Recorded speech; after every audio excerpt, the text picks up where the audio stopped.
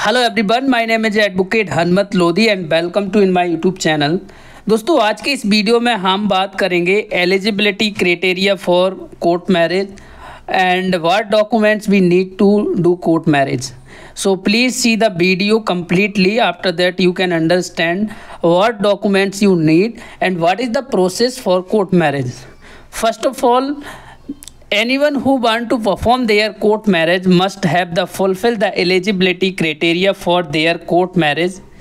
There are certain conditions everyone need to fulfill before their marriage. First, age criteria. As per Indian law, anyone who want to perform their court marriage must have to fulfill the minimum age requirement for male-female partners. The minimum age of both the partners, male 21 years and female 18 years.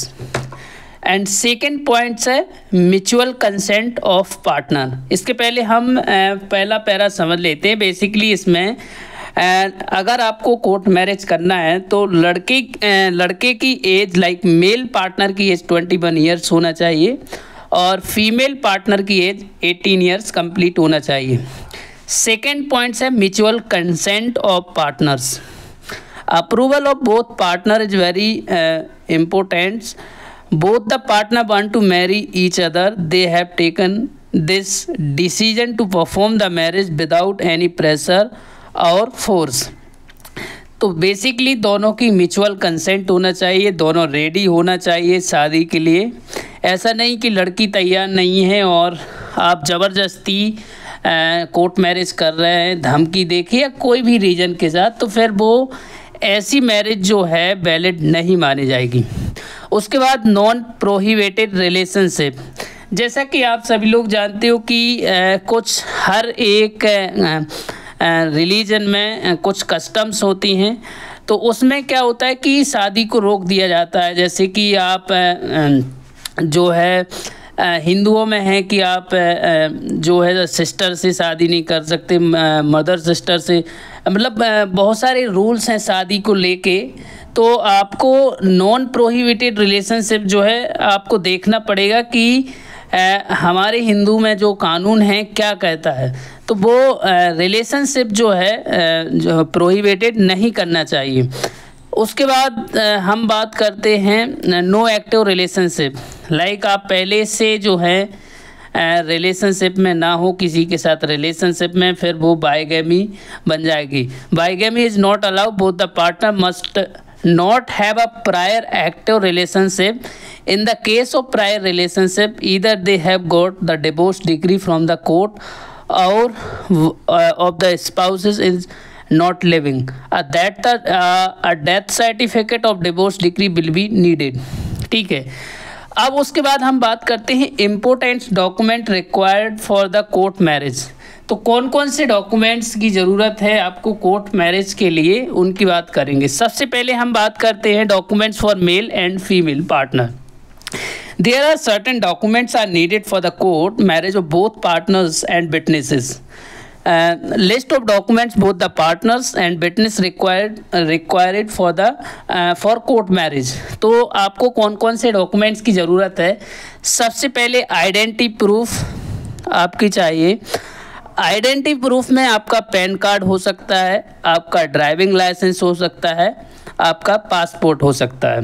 ये जो है ये identity proof के लिए या तो pan card होना चाहिए, ड्राइविंग लाइसेंस होना चाहिए या फिर आपका पासपोर्ट होना चाहिए। इनमें से कोई एक डॉक्यूमेंट हो तो आप कोई भी एक डॉक्यूमेंट हो तो चल जाएगा। ऐसा नहीं कि आपको तीनों के तीन चाहिए। उसके बाद हम बात करते हैं एड्रेस प्रूफ। एड्रेस प्रूफ के लिए आपके लिए कौन से डॉक्यूमेंट्स हैं। उसके लिए आपका आधार कार्ड हो सकता है, आपका रेंट एग्रीमेंट हो सकता है, आपका वोटर आईडी कार्ड हो सकता है, गैस का बिल हो सकता है, इलेक्ट्रिसिटी बिल हो सकता है। इनमें से कोई एक आपका डॉक्यूमेंट्स होना चाहिए फॉर एड्रेस प्रूफ। उसके बाद हम बात करते हैं बर्थ प्रूफ की। बर्थ सर्टिफिकेट जो कि बहुत ही इम्पोर्टेंट होता है। तो आपका स्कूल लिविंग सर्टिफिकेट्स हो सकता है, उसमें आपकी 10th की मार्कशीट हो सकती है, आपका तो ये 3 डॉक्यूमेंट्स, या तो birth certificate, school leaving certificate या फिर क्लास 10th की मार्कशीट, ये 3 डॉक्यूमेंट्स में से कोई एक डॉक्यूमेंट्स होना चाहिए। अगर आपका मान लीजिए आप पहले से शादीशुदा थे और अब आप शादी करना चाहते तो आपकी डिवोर्स जो है कंप्लीट हो जाना चाहिए। ऐसा नहीं कि केस चल रहा है और यहाँ पे आपने शादी कर ली, आपका कंप्लीट डाइवोर्स हो जाना चाहिए। उसके बाद मान लीजिए किसी पार्टनर की डेथ हो गई और दूसरा पार्टनर फिर शादी करना चाहते हैं तो आपको जो जिस पार्टनर की डेथ हो चुकी है उनका डेथ सर्टिफिकेट आपके पास होना चाहिए। उसके बाद आपको photos 6 passport size photo mail and female partners दोनों की होना चाहिए। अब हम बात करते हैं कि डॉक्यूमेंट्स फॉर विटनेसेस। अगर आपको विटनेस आप 2 विटनेस जो है कंपलसरी हैं, तो विटनेस के भी आपको डॉक्यूमेंट देना ज़रूरी है।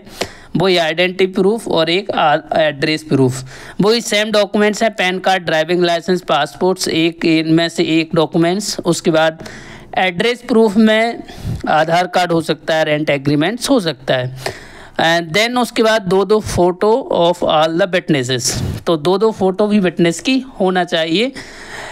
तो बेसिकली आज के इस वीडियो में हमने देखा कि कौन कौन से डॉक्यूमेंट्स की रिक्वायरमेंट है कोर्ट मैरिज के लिए और एलिजिबिलिटी क्राइटेरिया क्या है। कोर्ट मैरिज से संबंधित और भी अधिक जानकारी आप लेना चाहते हो तो आप हमें व्हाट्सअप कर सकते हो, हमारे हेल्पलाइन नंबर पे कॉल कर सकते हो। Thank you everybody watching this video and stay connected. Thank you.